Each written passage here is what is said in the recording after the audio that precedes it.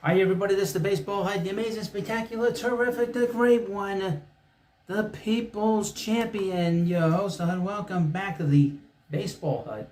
And of course, hit that subscribe button, let me know what you think about this video. So, the Mets swept the Yankees in the first part of the Subway Series.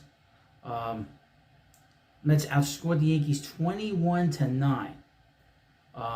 I wouldn't normally bring it up, but the fact is the Met offense has been off the charts, and that has to be sort of discussed somewhat here. But also talk about the Yankees a lot. Boy, I tell you, it's not a good lineup. I mean, they're very top heavy.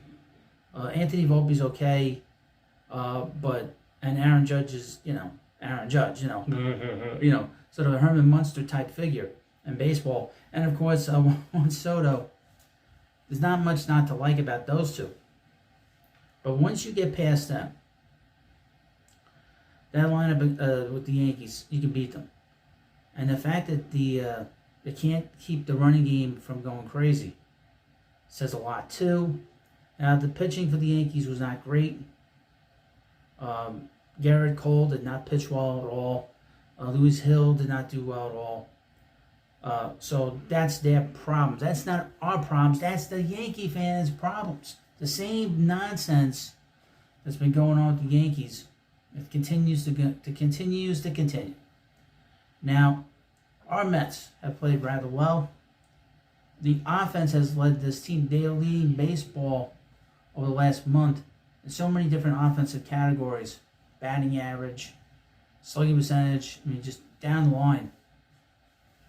Players of note: Mark Vientos, Francisco Alvarez. Leads Major League Baseball in batting average for a catcher. Now, obviously, he missed 6 weeks, but it's very impressive for a young guy. And he's doing just a great job defensively. He's doing a great job with the pitching staff. Of course, Francisco Lindor, give him credit. He got off to a dreadful start. The Mets finally figured out to get him out of the number 3 hole, and hopefully they keep him out of there and bat him leadoff, because batting leadoff seems to be his thing. And once they put him in that leadoff spot, it totally changed him as a player. Getting on base, stolen base threat, hit home runs. He's perfect in that spot. And I would mention Brandon Nimmo, since he had that little kerfluffle of not playing well batting third. He's perfect for the number 2 spot in the lineup. Perfect. It's finally got a number 1 and 2 hitters that seem to be perfect in their spots that they're in. Finally. Because the thing about Nimmo, we can all agree, is that Nimmo is not great at stealing bases. He's not a threat. But he takes a lot of pitches. He'll hit behind the runner. He doesn't care. He'll sacrifice anything he needs. He'll sacrifice his bat to move the runner over.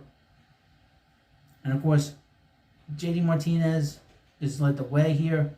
Ever since he's sort of warmed up and heated up and made his presence known with this team as not only just as a bat, but also as a leader. I didn't realize he had so much leadership qualities in terms of just talking. And of course, really the series that turned this whole thing around. Because I would mention the Mets were 11 games under 500 when they started this hot streak. The series that turned everything around was the Miami series. He just carried the Mets in those 2 games, and the Mets were able to pull those 2 games out because of him, primarily because of him. Pete Alonso's been pretty good. Mark Vientos has been excellent. Harrison Bader's had a lot of big hits, I must say. He's had a lot of big home runs. He's done a good job. The only guy, obviously, in this lineup that has been sort of up and down, really mostly down, is Jeff McNeil. But the Mets have been sort of able to navigate him a little bit. He's not been playing much against left-handed pitching. Jose Iglesias, who's hitting 400, has been playing 400 over 35 at-bats. Excellent work. And his positivity and his great attitude has really rubbed off on this team. He's a great asset to this club. And it's very exciting to see a veteran come in here that isn't dead weight, that's a very enthusiastic guy. He's happy to be in the major leagues. He's playing hard, playing great defense. And the thing is, he's got a lot of power. I didn't realize he has so many home runs in his career. And he's been a good hitter, amazingly enough. But a lot of times they bring in guys, it doesn't matter which team, you bring in a guy that's a good defensive player. Guy can't hit. He can hit. So this offense has been good. The pitching has been pretty good, but obviously the Mets don't have Edwin Diaz because of the whole thing with the suspension, with the stickiness with his hands or whatever the hell was going on there. Drew Smith is hurt. People are getting all apoplectic. Some of the media is, I'm not a big fan of his. Don't want to see the guy hurt, but we don't want him here. But down the line, and I've heard little bits and pieces, little trade rumors for you. The thing the Mets are kind of looking for is a setup man, a guy for the eighth inning. Where they're going to get that guy, who knows? And the Mets are not going to move any of their prospects. However, in this video, we'll talk about Brett Baty, which is the title of this video.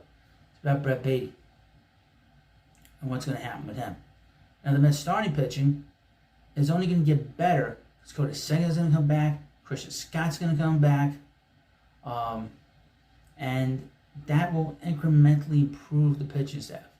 Once Senga comes back, that is a huge benefit to this club. And they need him because then that means they have an ace that they can match against another team's ace. So that's exciting. Now, the next part of this video will be about Brett Baty. And at the end, I'll talk about the Astros series. So this is the main subject of this video, and this is about Brett Baty and his future here with the Mets. He has been going crazy down in AAA with the Syracuse team. I'm going to read you what SNY posted on Wednesday about what's going on with him right now. Brett Baty has been scorching hot since being sent back down to the minor leagues, and he continued that in this one as he made another start at second base. With Syracuse trailing by 2, the young slugger stepped to the plate, leading off the top of the sixth, and he demolished a middle splitter, 406 feet to deep right for a solo homer. Baty was retired in each of his next 2 at-bats, but he stepped to the plate with the bases empty again in the ninth, and he crushed a fastball 418 feet to right for his 3rd home run over the past 2 games. After finishing his monster 3-for-5 showing, the former first-round pick is now hitting a stellar 354, 4 doubles, 8 home runs, and 20 RBIs, and an 1188 OPS in 16 games with Syracuse.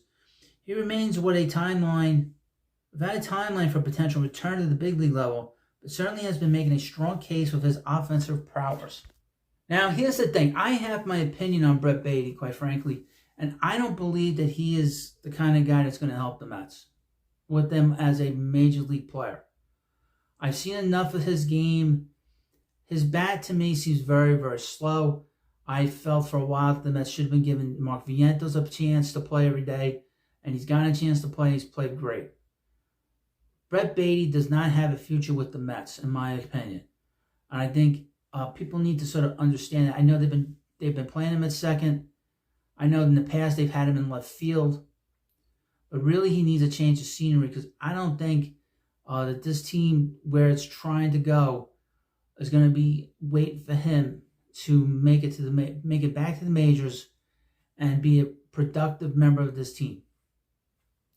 The Mets have a lot of middle infielders in their minor league system that he would be kind of blocking them to be successful. Luis Angel Acuña is one of them. Jet Williams is one, and Ronnie Mauricio is another. These are guys that have more to offer as a player than Brett Baty, who has been a third baseman most of his career with the Mets in the minor leagues. So I'm thinking, and probably in all likelihood, it's best to keep him in AAA, continue to get his value up, and just trade him at some point. Maybe trade him at the deadline. Trade him to a team, a team that's not in contention that could use a young third baseman. He's a former #1 pick. He's had quite the fanfare in the minor leagues. People have been very excited for him. I have my opinions on him. I don't know what the future holds for him, but I have an opinion on him. I've seen enough of him. I don't believe his bat's fast enough to catch up to a fastball. I kind of saw that in the very beginning. Now, what the Mets could get for him, that's not up to me to determine. It's also where the Mets going to be in another month. Where the Mets going to be as a team a month from now when we have, and he continues to play. If he continues to play down there, he continues to get And that's the one thing. If he plays up here and he doesn't play well, he doesn't have any value. But if you send him to AAA, you get his value back up. And that happens with some players. You send them down to the minors to get their value up. They go down there and play well, he loses all his value. But with him, he's played great. And really, he's got nothing more to prove in AAA. But the best thing is to keep getting his value back up. Because the value was not there prior to the Mets sending him down. So that's, to me, is the biggest issue here is at what point did the Mets say, all right, we're going to move him. But we're going to move him for a piece that we need at the major league level to get us to October. And we will and see if it helps us for next year as well. Because he's a valuable piece, especially if he's in the minor leagues doing great. Well, that's this part of the video. Now I'm going to talk about the Astros series. I'm going to read you part of what SNY put out. They put out a little preview of the series against the Astros, a 3-game series. The first game is on Friday. It's on Apple TV. I will not be home to at least watch the beginning of it or even have an idea of what's going on in that game. But I will be here watching the game on Saturday. They're on 4 p.m., 4:10, and of course they're on 1:40, I believe, on Sunday. The Astros have been playing really well, but I'm just going to run down a little bit what SNY is saying. I just give you an idea. Francisco Lindor, in his last 96 plate appearances, hit .291, 354 on base percentage, and .547 slugging percentage. He's hitting doubles like crazy. His OPS plus for the season is up to 118, which is pretty good. Francisco Alvarez, get this, folks. Over the last his 8-game hitting streak that he's currently on, he's hitting .556. Oh my God. 647 slugging percentage, 1037 on OPS. 3 home runs and 4 doubles over 34 plate appearances. Unreal. He's hitting .313 with a .383 on-base percentage, which is incredible for a young player, and it's incredible for a young catcher. And .521 slugging percentage in 30 games this year. Now, this is with him missing 6 weeks. I mean, once he got hurt, folks, in Los Angeles, the Mets were in deep doo-doo, if you know what I mean. Deep doo-doo. Now, the Mets bullpen has not been, they kind of sort of, they put it together like they're being held together by tape and glue. As you know, Edwin Diaz has to serve 8 more games of a suspension. Sean Reed Foley is hurt. Shoulder impingement. They said he's going to be back before, when he's supposed to come back. Drew Smith is out. Who knows when he's coming back. Reed Garrett scares me. The Daniel Nunez has been pretty good. I would mention a little credit to Adrian Hauser, who did not pitch well in the rotation, has pitched great. Adam Ottavino has been a disaster. More negatives is Tyler McGill and Jeff McNeil. Jeff McNeil is now basically a platoon player. And it doesn't seem like the Mets are in any rush to put him in the outfield. And Tyler McGill, he is on the precipice of getting sent back to AAA. Because obviously when Senga's ready and Christian Scott, once they decide to bring up Christian Scott, boy oh boy. Now they write in this article, and we talked about Luis and Acuna in a previous video, with Jose Iglesias eating into McNeil's playing time in second and Luis and Acuna on fire in AAA. McNeil could be running out of time to right the ship. Otherwise, he could be traded. He's not going to be designated for assignment or released. This is a guy that's won a batting title just 2 years ago. They're not going to do any of those things. They're going to look to see if they can move him. They'd have to eat a lot of the money, but they'd have to do that. And of course, soon we'll see Christian Scott back in the rotation, and Kodai Senga is getting ready for a rehab assignment. Now the outfield is an issue because Starlin Marte is hurt. He's going to be out a month. Maybe he's probably going to be out longer. He's a slow healer. The Mets are going to be playing Tyrone Taylor. He had a big home run against the Yankees. DJ Stewart, obviously with Nimmo and Bader out there as the regulars out there, fairly regular players out there. I would think that outfielder could be another thing the Mets could try to look to improve this team. Get a setup man and maybe another outfielder. Because you can't go a month and a half or whatever he's going to be out without Starlin Marte. And they mention here, I'll read you this because they, obviously do the best they can to follow what's going on with the Astros. Like the Mets, the Astros had a very rough start to the season. That is true. They played terribly in the American League West. And like the Mets, Houston has caught fire recently and gotten back to 500. They're 40-40, I believe. The Astros have won 7 games in a row, or 8.5 over the last 10 games, and have clawed to within 4.5 games of the Mariners in the AL West, and to within 3 games of the third wild card spot. Houston has some serious issues in the rotation, and have already lost Christian Javier and Jose Urquidy for the season due to Tommy John surgery. They've also still without Lance McCullers Jr. When was the last time Lance McCullers pitched? Was it like 10 years ago when his father pitched? Or 30 years ago when his father pitched? While Justin Verlander is progressing slowly as he attempts to return from a neck injury. We mentioned this. Very important. If Justin Verlander doesn't hit 140 innings this year, the Mets don't have to pay his contract for next year. That is huge. Don't want to see a guy that continues to stay out. But Justin, take your sweet time. Take your sweet time, please. The Astros offense is still a strength, led by perennial MVP candidate Yordan Alvarez, Alex Bregman, and the shortest man in the world will get to see that freak show, Jose Altuve. Don't take my shirt off. You know, I mean, he didn't want to take his shirt off. You know, obviously he was all hooked up to all these different sensors and all these different wires to tell him what pitches were being thrown when those playoff games. But I'm not going to make any predictions in the series. I would hope that the Mets take 2 out of 3. Tyler McGill scares me. He's going to pitch in the series, I believe. That scares me. He scares me, folks.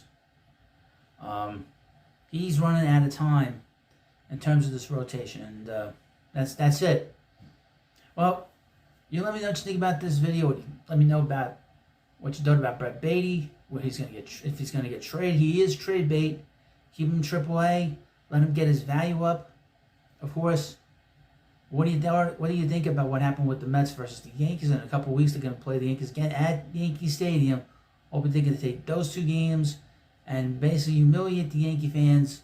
Mets have played rather well of recent note against the Yankees, believe it or not. And of course, what do you think is going to happen in this Astros series? 2 very hot teams going in the same direction, trying to get the postseason. I'm very happy about the Mets. I got a little shaky, folks. I must apologize.